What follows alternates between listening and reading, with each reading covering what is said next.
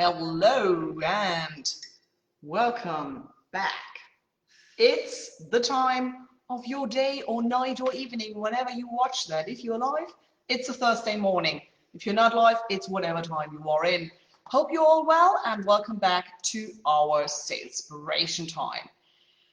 As always, or not as always, we're still and will be for further weeks down the rabbit hole of dirty sales tricks. And today we're going to look at what is called a friend sale, a girl boss sale, a squad sale, a buddy sale.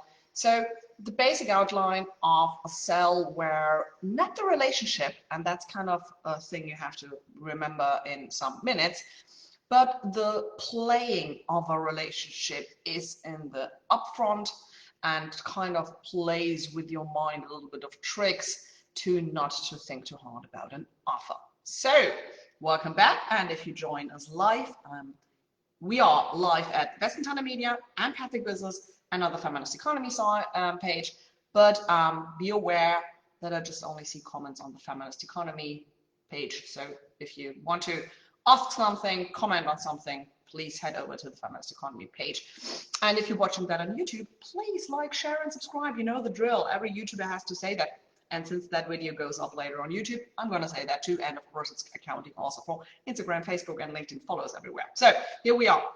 But it's not about what you should do now. It's about telling you how that dirty sales trick is built up. Remember, a dirty sales trick, yeah, kind of matches, but it's a trick.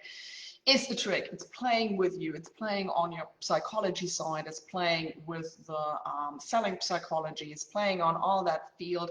And the basic outline of every dirty sales trick is that you don't think too hard about something. That you, that's always kind of one thing. Don't think too hard about it. The second thing is always, depending on which kind of like field of psychology you pick, it's also always about pressure.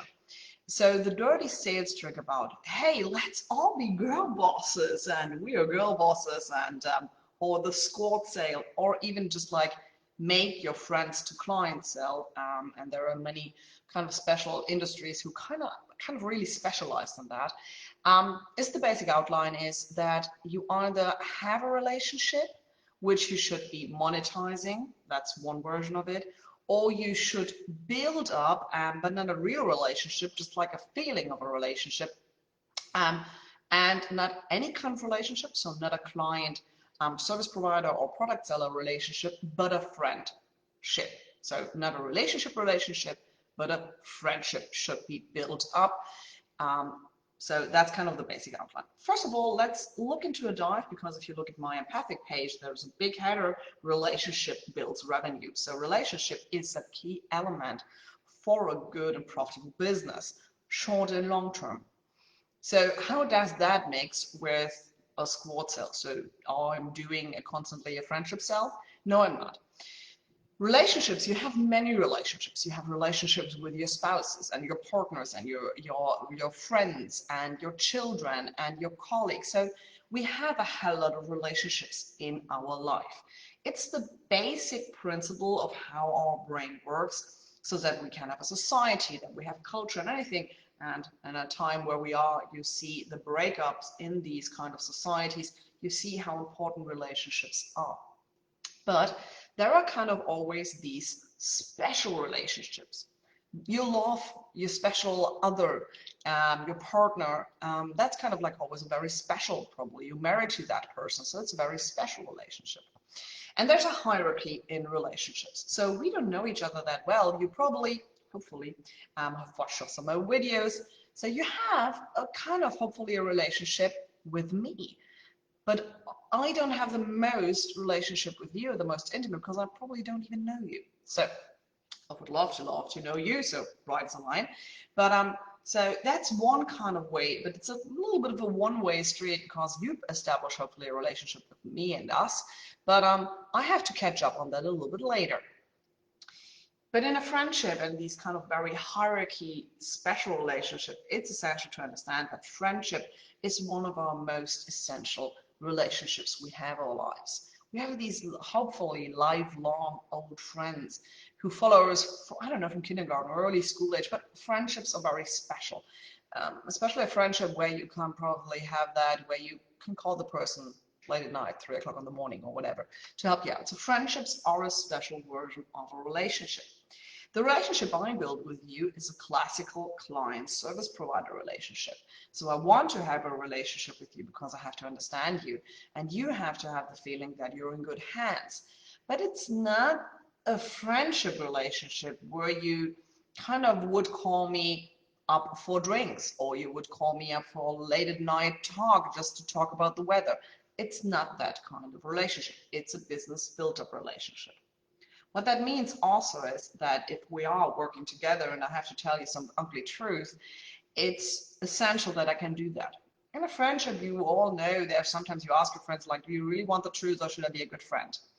And some people always like, hey, can you just be a good friend and tell me the ugly truth, probably later or never or so. And that's totally fine. So that friendship cell is based not on establishing any kind of business relationship, it's established on the friendship. And the ugly truth is, especially if you fall trap into that, that someone who wants to build up that friendship level probably has an interest that you don't tell the service provider, the seller, the ugly truth afterwards, that you probably weren't happy, because friendships, it's a two-way street. So both people are in the position to not tell ugly truth. So the friendship and girl boss and all that, or buddy cell, if it's a more male-ish or male negotiations, are always about that build a kind of relationship that is looking like a friendship, so that the ugly truth will not come out, that you are kind of always in a certain position of pressure. So while that friendship sell sounds as a nice and fluffy good sales technique, it's one of the most hard selling techniques that there are out there. Because every seller, everyone who ever went into a sales training or read a book on that, knows if you're going for the friendship route, truth cannot be told, and you bring your client in the position that they are not arguing with you, that they probably, especially if they're very unhappy, even not on the outside will tell that they're unhappy with your product or with your service you provided. Why? Because friendship in itself already has a certain degree of pressure in it, based on the social pressure construct. A friendship cell, especially if you then not only in a one-to-one friendship, and that's why it's normally called a group or squad boss cell, the squad are more people. And think about all these, I think every one of us watched one of these US high school dramas where like the Mean Girls and stuff like that. As soon as you have a group of 3 or 4 or even bigger, the group pressure gets extensive. And there's always one in that group who, for them it's working, of course. It would be totally impossible if it's not working. So the social pressure in a friendship cell is in the friendship establishing itself, but also in the pressure point of a social pressure. And the more people who are included in that tribe and squad, the more the pressure gets. So first of all, the pressure is here to, if you have a startup product and everyone seems to move forward, that you have to move forward with them. So think about it. So we have a product which is called How to Business, and in German, and the US and the English speaking stuff is coming up, so please be a little bit patient with us. And there is a follow-up project, which is one of our masterminds. But that's not like the How to Business is much bigger than the masterminds. But it's our role as a service provider to tell everyone that it's totally fine to not feel pressure to come into the mastermind. But that's kind of the hard part as a service provider. You have to, so that you not only have your revenue in mind, but really the benefit of your client. If you don't do that, it's kind of like you buy one product and then the whole social pressure construct moves through, and you probably start buying products just to be part of that group. And that's especially, and there's always that thing about that, how females and males as group behave, that especially if you're like kind of a little more nerdy, or you're like a little bit on an outsider, and if you start an own business, You always be an outsider because not many people do that. So you always have that feeling of I want to be part of a group, and searching for that being part of a group. And it's okay. You think we always do that. We build our tribes. We want that people are feeling like a part of the group. But the thing is, do I put pressure that they now have to buy stuff from me? Or is it also totally fine if they are just joining without buying? It's a idea of you do it selling psychology or client psychology. And a client psychology is totally fine that people consume from you even without money. So that's the basic outline of that. So a friendship squad or buddy cell is always about establishing a let it seem like a friendship relationship, not a business relationship, first of all. Second of all, it's always about a deeper need of pressure and to put people into a social pressure situation so that they don't flick out or don't kind of like go down the road with any kind of that. The other part, which I told you, is also that depending on some kind of industries, and especially think about multi-level marketing or network marketing, or even like kind of all that stuff, is there are many kind of niche industries or niche products which are pitching that you should make your friends your clients. So now it's not that you are told to establish a friendship to monetize on that friendship. Now it's told you should use your friendships and even your family members to monetize on them. So now, if you think about it, if I use the word monetize on it, you see how that kind of is counterintuitive because you're friends, and not because someone probably is gonna pay you money. So it's a repelling thing that you think about, I have to monetize my friendships. Of course, over time, I have many friends who finally figured out what I'm doing for a living, and also, depending on what their problem is, they buy or I consult on them. But it's always also something where you have to be very clear about boundaries, which hat I'm wearing. I'm not the consultant or not the friend or whatever, or even the family member, to keep proper lines. So it's not about that you should not do that at all. But it's the idea of a dirty sales trick is that you should monetize. And that was kind of like where that came from, and it's still used as in financial markets, like especially insurance, stuff like that. Because of course it's like, you want that your friends and your family members are secure. Just let them buy some insurance stuff. Let them buy the good products. The thing is, it's not totally untrue, but like to monetize, and especially if you're starting out, to put pressure on you that now your friends should become your clients is a disaster in the making. Why? Very simple. Think back why you became friends. Probably you just, I don't know, you clicked, you were in school together. It was never about that. It was never about a business relationship. A business relationship is something very different than a friendship. So now you have to morph that friendship into a business relationship without knowing the drill of how even a business relationship probably is handled. And how do you do if the product probably doesn't perform? You probably don't have a value delivery, or you have nothing at all in place, so that if your friend is complaining, what do you do with it? Is it now a point of the friendship, or is it now a point of the business relationship? So you have to be in a very reflective state about how your business model and everything works.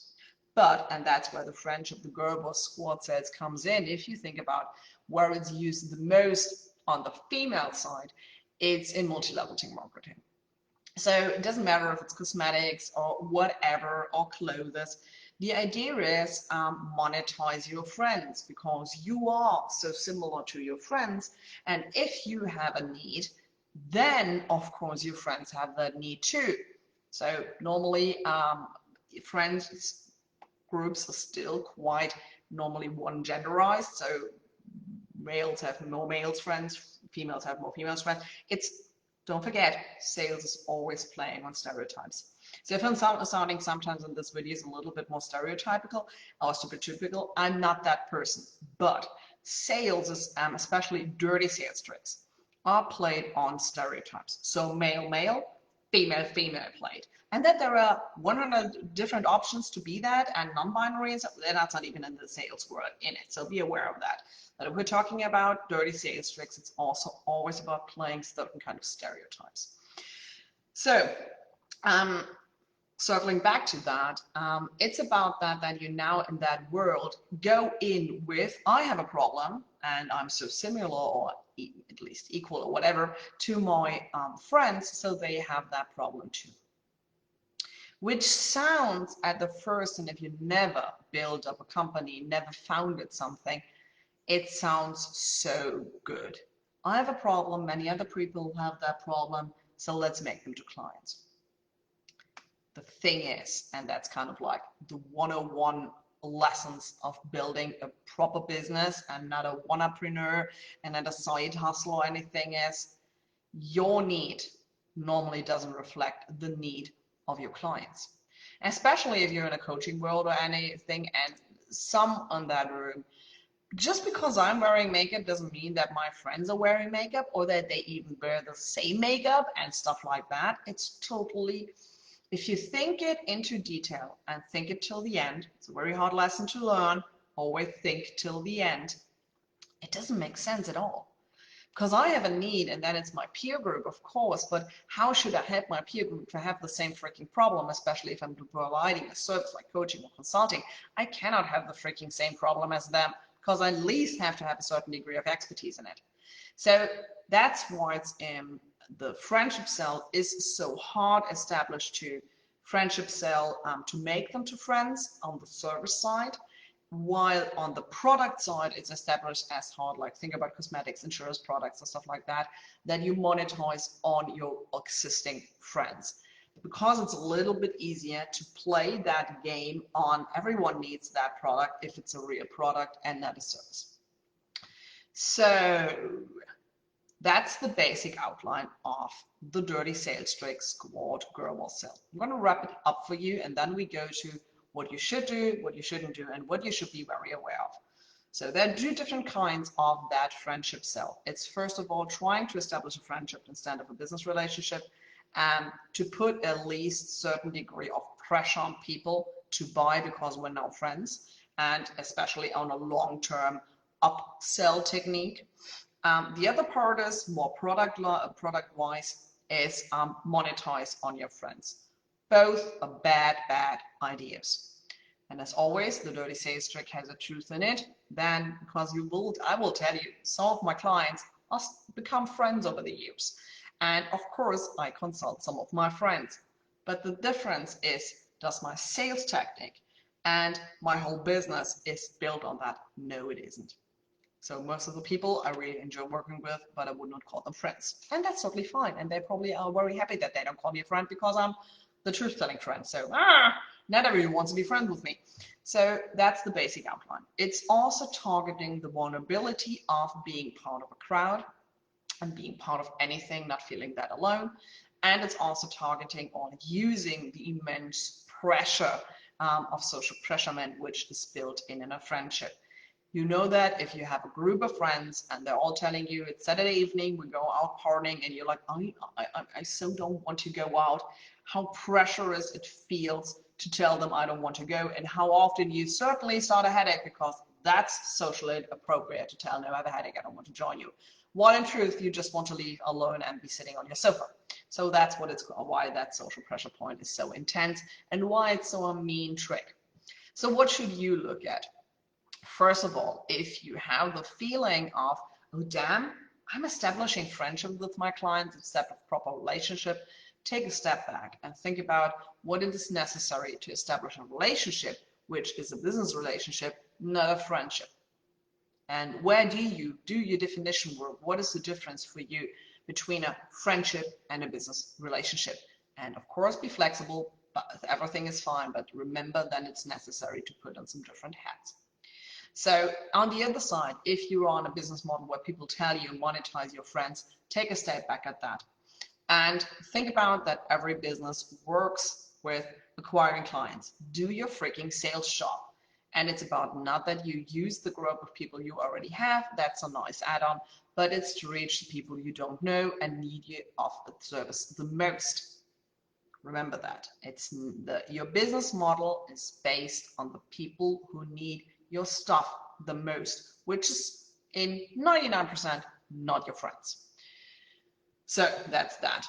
What you really have to figure out, and that's one of the most questions I get the most, doesn't matter if I'm giving a sales workshop or just telling about sales technique, where I'm always telling you it's about building relationship, and relationship is much more essential than trust. Relationship is the first step, trust is just a nice add-on. So, and people always ask the one question, how do I establish a relationship? And it's not about what you do, it's about what you should not do. So our brain's work and our communication is relationship building in itself. But most of us are doing it in kind of a weird way while we want to establish a friendship with the people we don't know. So it's think about building relationship, look at your communication style, and look about what you're doing kind of wrong. It's not about what you do, it's about getting rid of stuff you don't do. Always think about it's a business relationship. So what people need from you to have a relationship with you on a business level. Then you have a squad, but it's a business squad. And that, believe me, is much more powerful, much more successful, and there is for everyone a hell lot of money in it. So, as always, thank you for your time. I hope you enjoyed our little version of another round of Dirty Sales Tricks. As always, join us live on a Thursday and watch it later on YouTube. Put it on replay, share, like, and subscribe as always if you found it helpful. And please don't fall trap into that friend cell, and be very aware that it's a very mean and social pressuring technique, and especially pressure should not be applied in a sales tactic. Why? Because you should make a good decision, not a pressure decision. So with that, rest, good week, make your sales, let the value shine, reach a hell lot of people, and we talk soon. Bye.